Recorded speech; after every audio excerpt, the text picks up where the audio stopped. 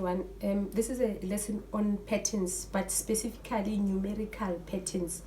Numerical means numbers, because you also have geometrical patterns where there are shapes. So in this lesson, we are specifically going to look at numbers. The first thing. The second thing, we're going to look at two kinds. So I'm going to explain this one first and then do the other one. The first one is when you have a common difference. Difference, you get it when you subtract. So we say here we determine the difference when the two consecutive terms are subtracted. Right, let's look at the words. Consecutive means terms that follow each other. So you can take any terms in the pattern. It's just as long as you take the ones that follow each other. So the difference is written in a D. You can have term 2, the capital letter T is for term 2 minus term 1. Or you can have term 7 minus term 6. Or you can have term 100 minus term 99. The catch is you always start with a bigger term minus the smaller one. If it's term 10, it will be term 10 minus term 9. Bigger one minus the smaller one. I'm going to look at two examples on how we do this. Let's do that. Right, the first example here, they've given us two patterns, and then in these two patterns we're supposed to do two things. The first thing, we must write the next two terms in the pattern. Then we're going to write the rule for the pattern in words. Our first term is 2, 7, 12, 17 and 22. So we must write the two terms that follow here. What number will come next? What number will come next? This is the one of common difference. So usually in an exam you would not know whether it's common difference or is common ratio. So you test it. You always start with common difference. So we're going to do our A here. We're going to have difference. You don't have to write term 2 or term what. You just take the numbers. You can take any two terms that follow each other. You can't take this one and that one. They have to be consecutive, follow each other. I'm going to take term 2 minus term 1, which is 7 minus 2. And then 7 minus 2 will give me 5. Then I test another one. Take any two that follow each other.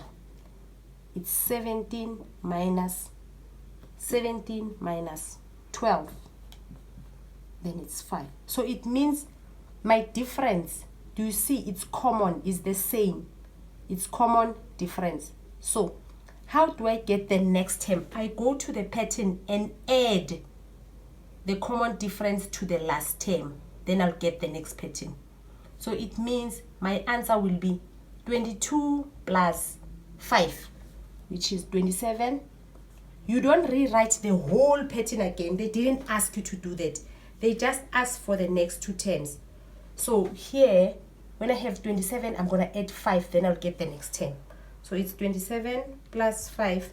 My next term is 32. So it means in this pattern, I have 2, 7, 12, 17, 22. Then my next term is 27. Then the next term is 32. Right? That's the first part. Let's look at the second. Now they say we must write the rule for the pattern in words. What did you do?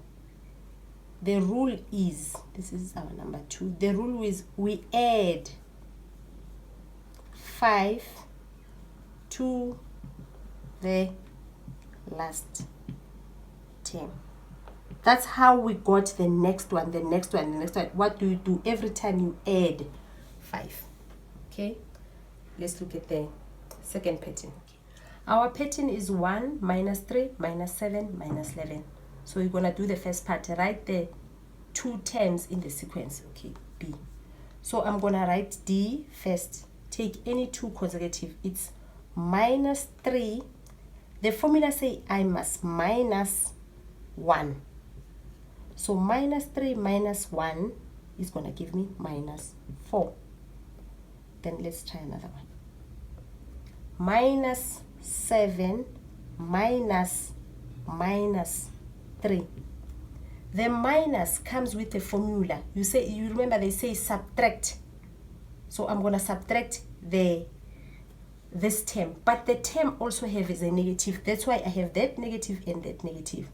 So minus 7, negative times negative, it's positive 4. Then my answer will be, I just made a mistake here. Negative and negative will give me positive, and this is a 3, not a 4. Then you have minus 7 plus 3. Your answer will be minus 4. Do you see now? You have the common difference. You are subtracting and it's the same. So it's the common difference. So what's the next term here? I'm going to add that. I'm going to add minus 4 to minus 11. So my answer will be minus 11 minus 4. I'm adding the minus 4. The next term it's minus 15, and then minus 15 minus 4. The next term is minus 19. Right? Let's do the last part. Now, what's the rule here? What did we do?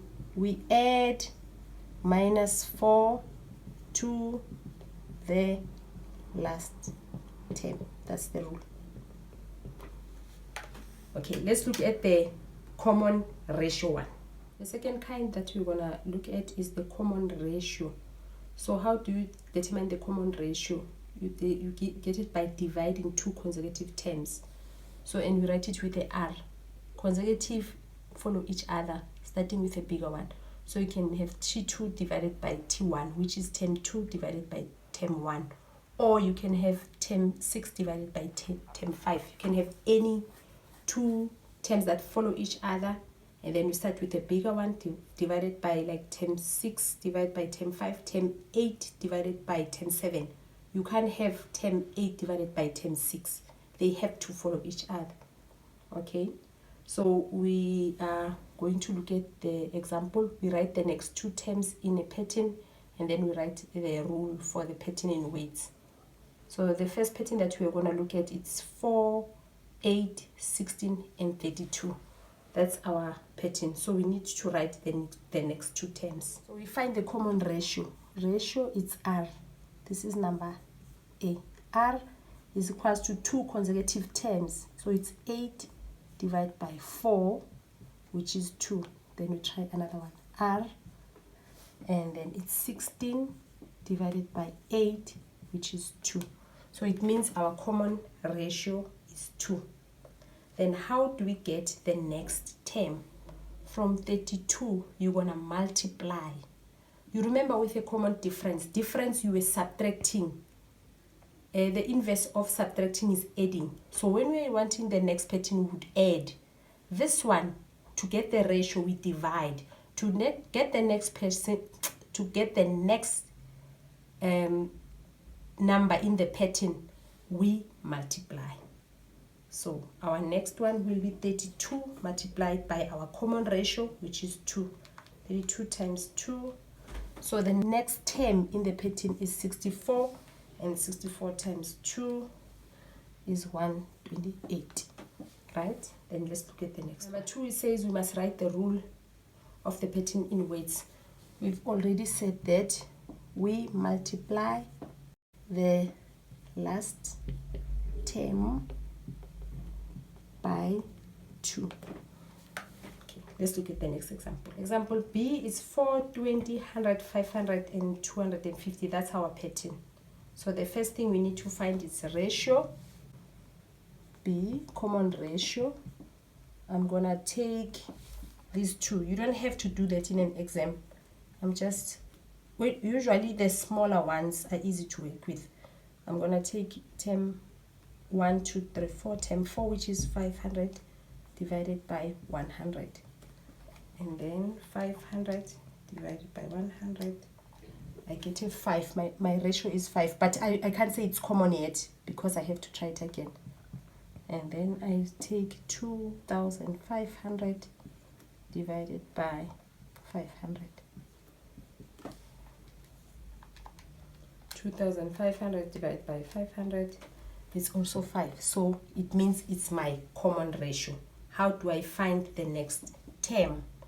That's my B. No, that's my 2. It's A2. This is, how do I find, it's still 1. How do I find the next term? I'm going to take that and multiply to the last term. So I have 2,500 multiplied by 5. My next term is 12,500. Then 12,500 multiplied by 5 is 62,500. Then number 2, we write the rule in words. We multiply the last term by 5. This is how we do it. This is the end of our lesson. Thank you for watching.